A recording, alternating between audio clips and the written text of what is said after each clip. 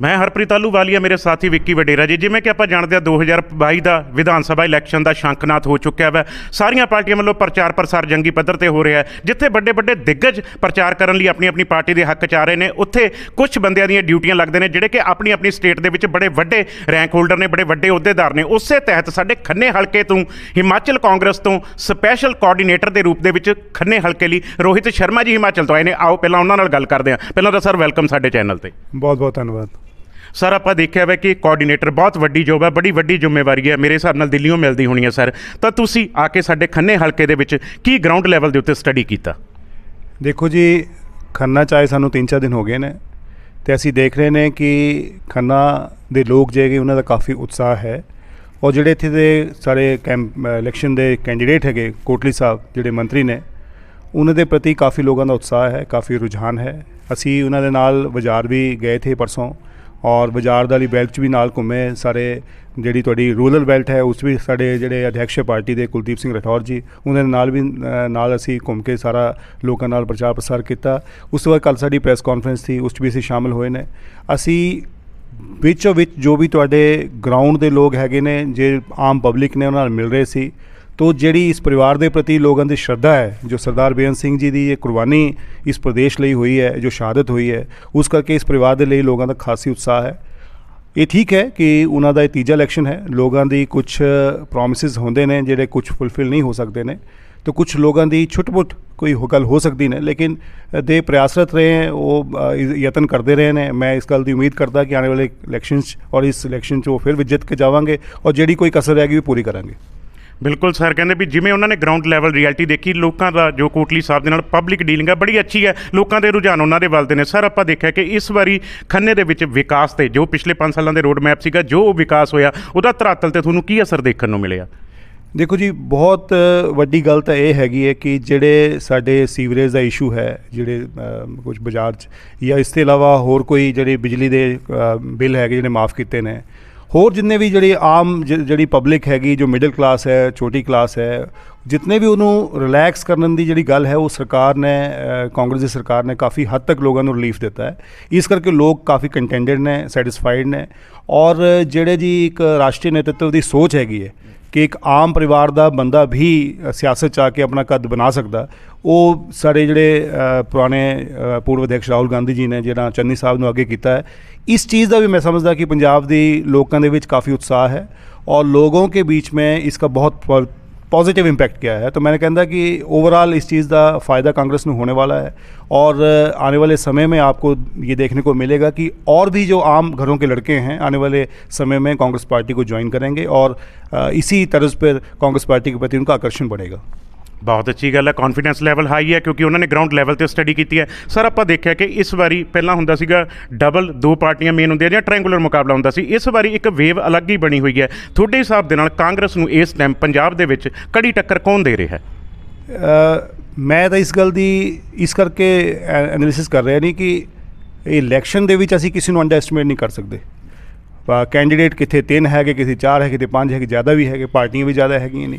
कुछ पार्टियां ऐसी हैं जो नवी हैं बिल्कुल, कुछ जेडे लोग इस करके कंपैरिजन करते कि साडा मेन मुकाबला किहदे नाल है, असी ट्रायंगुलर लड़ रहे हैं।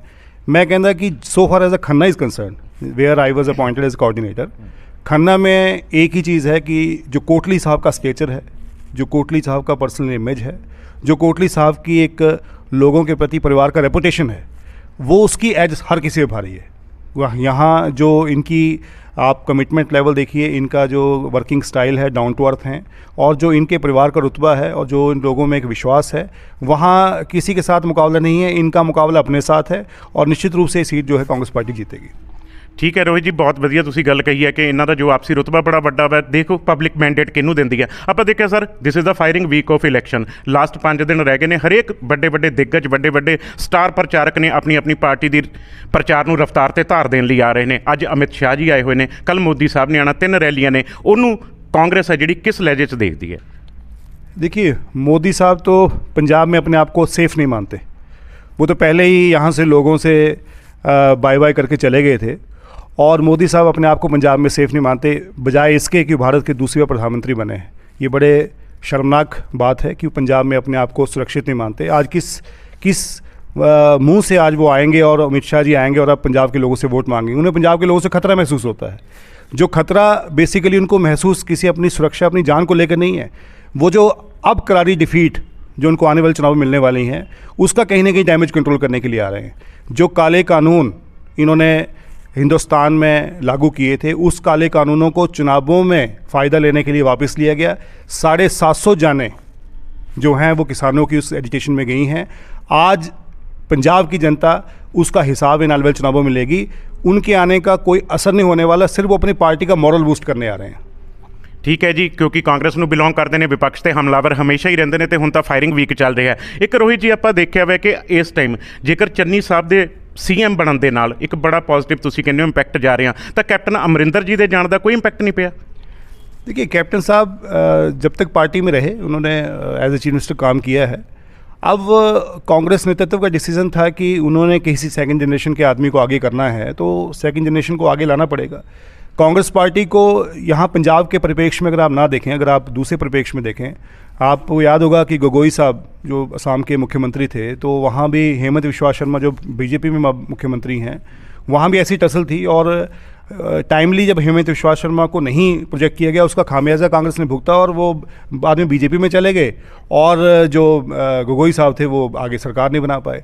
तो कांग्रेस को कहीं ना कहीं पुराने चेहरों को थोड़ा सा उनको कन्विंस करके नए चेहरों को आगे लाना पड़ेगा। ये एक स्टेट का परिप्रेक्ष्य नहीं है, ये किसी एक राज्य की बात नहीं है, ये पूरे देश में ऐसा है। अब युवाओं को अगर आप आगे रोटेट नहीं करेंगे, सेकंड जनरेशन को आप आगे नहीं करोगे, तो कैसे पार्टी चलेगी। कांग्रेस पार्टी को छोड़ के कैप्टन साहब गए हैं, कांग्रेस पार्टी ने उन्हें जाने के लिए नहीं कहा है, वो उनके लिए आदरणीय रहे हैं। ये उनका व्यक्तिगत मामला हो सकता है, किसी के साथ उनकी नहीं बनती है, किसी के साथ बनती है, ये एक राजनीतिक मसले हैं। लेकिन जहाँ तक कैप्टन साहब की बात है, अगर उनको लगता है कि कांग्रेस पार्टी को छोड़ के वो कोई कांग्रेस पार्टी को नुकसान करेंगे, ऐसा नहीं होगा। वो अपना नुकसान करेंगे। उनका और उनकी पार्टी का कांग्रेस के बिना कोई आधार नहीं है। ਠੀਕ ਹੈ ਰੋਹਿਤ ਸ਼ਰਮਾ ਜੀ, ਬਹੁਤ ਅੱਛਾ ਤੁਹਾਡੇ ਨਾਲ ਗੱਲ ਕਰਕੇ ਲੱਗਿਆ। ਸਿਰਫ ਲਾਸਟ ਸਵਾਲ ਸਰ, ਕੀ ਪੰਜਾਬ ਦੇ ਵਿੱਚ ਤੁਹਾਡੇ ਹਿਸਾਬ ਨਾਲ ਕਾਂਗਰਸ ਫੁੱਲ मेजोरिटी 'ਚ ਆ ਸਕਦੀ है? कांग्रेस 2/3 बहुमत के साथ प्रदेश में सरकार बनाएगी। ये सरकार आम परिवार की, गरीब की, दलित की और हर एक मध्य वर्ग के परिवार की और हर एक वर्ग के लिए राहत प्रदान करने वाली सरकार होगी। जो चन्नी साहब ने पिछले 100 दिन में किया है, वो आने वाले 5 सालों में वो इससे भी 5 गुना लोग देखेंगे कि लोगों को, हर वर्ग को राहत देने की कोशिश की। आम आदमी की सरकार होगी। जो यहाँ पर आम आदमी का मुखौटा पहन के आ रहे हैं, वो सिर्फ और सिर्फ सर्वे में आ गए हैं, धरातल पे उनका कोई बेस नहीं है। ना उनके पास कैंडिडेट्स हैं, ना मेचोरिटी हैं। और ख़ास तौर पे पंजाब के साथ पाकिस्तान का बॉर्डर लगता है।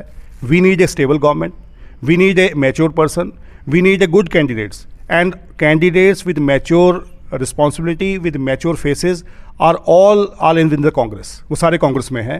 ऐसी मैच्योरिटी और ऐसी संवेदनशीलता, ऐसी रिस्पॉन्सिबिलिटी आज कोई अगर स्टेबिलिटी दे सकता है तो कांग्रेस की सरकार है जो प्रदेश में दे सकती है। मैं कह सकता हूँ कि मुझे गुरुओं की धरती में आने का मौका मिला है, मुझे पीरों की धरती पर आने का मौका मिला। मैं अपने आप को भाग्यशाली समझता हूँ। जय हिंद। ਥੈਂਕ ਯੂ ਰੋਹਿਤ ਜੀ। ਜਿਵੇਂ ਕਿ ਕੋਆਰਡੀਨੇਟਰ ਲਾਏ ਗਏ ਨੇ ਖੰਨੇ ਹਲਕੇ ਤੋਂ ਗੁਰਕੀਰਤ ਸਿੰਘ ਕੋਟਲੀ ਜੀ ਦੇ, ਹਿਮਾਚਲ ਨੂੰ ਬਿਲੋਂਗ ਕਰਦੇ ਨੇ। ਜਿਵੇਂ ਉਹਨਾਂ ਨੇ ਦੱਸਿਆ, ਠੀਕ ਹੈ, ਇੱਕ ਪਾਰਟੀ ਵਿਸ਼ੇਸ਼ ਨੂੰ ਬਿਲੋਂਗ ਕਰਦੇ ਨੇ ਤਾਂ ਉਹਦਾ ਮੋਰਲ ਬੂਸਟ ਕਰਨਾ ਹੀ ਹੁੰਦਾ ਵੈ। ਬਾਕੀ ਆਉਣ ਵਾਲੇ 5 ਦਿਨ ਫਾਇਰਿੰਗ ਵੀਕ ਹੈ, ਤੁਹਾਨੂੰ ਡੇਲੀ ਅਪਡੇਟ ਦਿੱਤਾ ਜਾਊਗਾ ਕਿ ਕਿਹੜੀ ਪਾਰਟੀ ਦੇ ਰੁਝਾਨ ਵੱਧਦੇ ਜਾ ਰਹੇ ਨੇ, ਕਿਹਦੇ ਘਟਦੇ ਜਾ ਰਹੇ ਨੇ। ਸਾਡੀ ਇਲੈਕਸ਼ਨ ਐਕਸਪ੍ਰੈਸ ਇੱਦਾਂ ਹੀ ਜਾਰੀ ਰਹੂਗੀ। ਮੈਂ ਹਰਪ੍ਰੀਤ ਆਲੂਵਾਲੀਆ, ਮੇਰੇ ਸਾਥੀ ਵਿੱਕੀ ਵਡੇਰਾ ਜੀ, AV18 ਨਿਊਜ਼ ਤੋਂ। ਥੈਂਕ ਯੂ ਵੈਰੀ ਮਚ ਜੀ।